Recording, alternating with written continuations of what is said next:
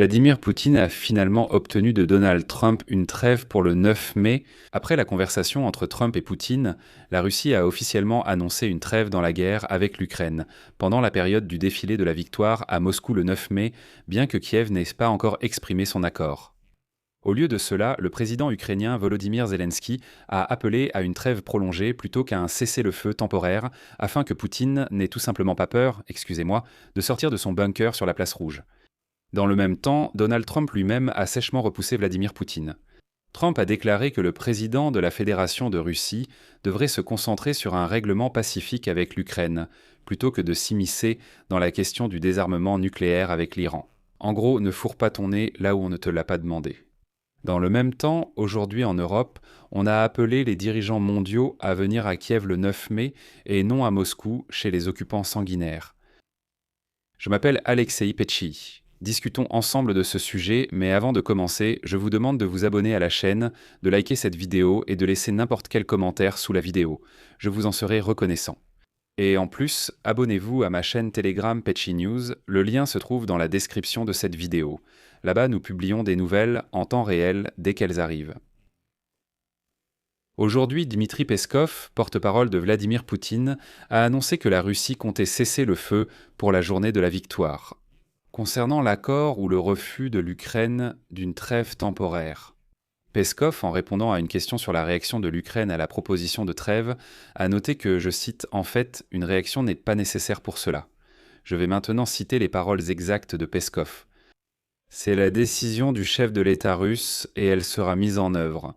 Mais bien sûr, tout le monde s'attendrait à une réaction du régime de Kiev quant à des intentions adéquates. Pour l'instant, il n'y en a pas. » Je rappelle tout de suite que la veille, Vladimir Poutine a appelé Trump et s'est plaint en larmes que l'Ukraine attaque l'infrastructure pétrolière du pays agresseur. Il craint même d'organiser le défilé de la victoire à Moscou. Il avoue que cela l'effraie beaucoup. Si vous ne me croyez pas, allez même sur le site du Kremlin. Il y a la transcription des propos de son assistant Ushakov à l'issue des négociations avec Trump. Et là, il est clairement indiqué que Vladimir Poutine s'est plaint à Donald Trump. Il s'est lamenté auprès de lui et disait « Mince ».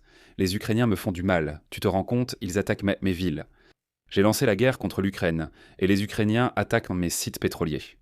Au final, Trump a déclaré qu'il avait proposé une petite trêve aux dirigeants russes. Au Kremlin, de leur côté, ils ont indiqué que Poutine avait déclaré à Trump qu'il était prêt à annoncer un cessez-le-feu temporaire en Ukraine le 9 mai sur le modèle de la trêve de Pâques.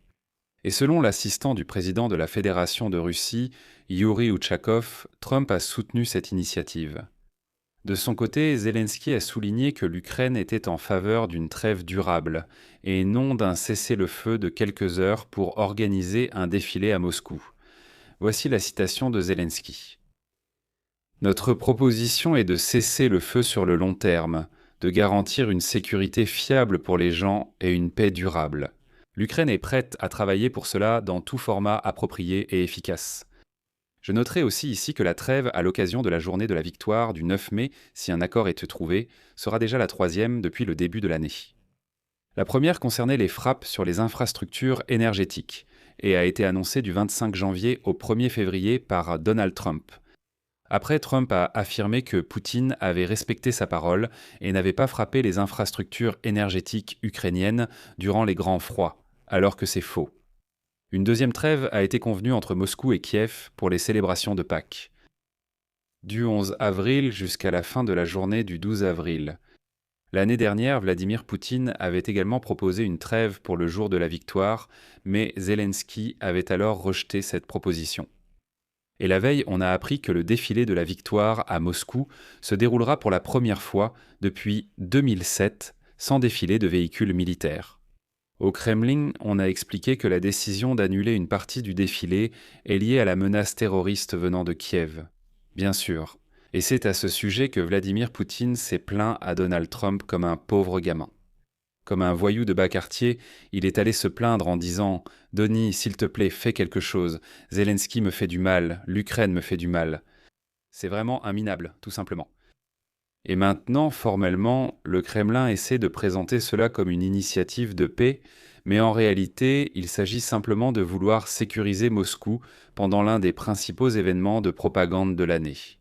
Et à ce sujet, je vais citer le ministre des Affaires étrangères de l'Ukraine, Andriy Sybiha. Pourquoi pas maintenant? Pourquoi attendre jusqu'au 8 mai? Si la Russie veut vraiment la paix, elle doit immédiatement cesser le feu.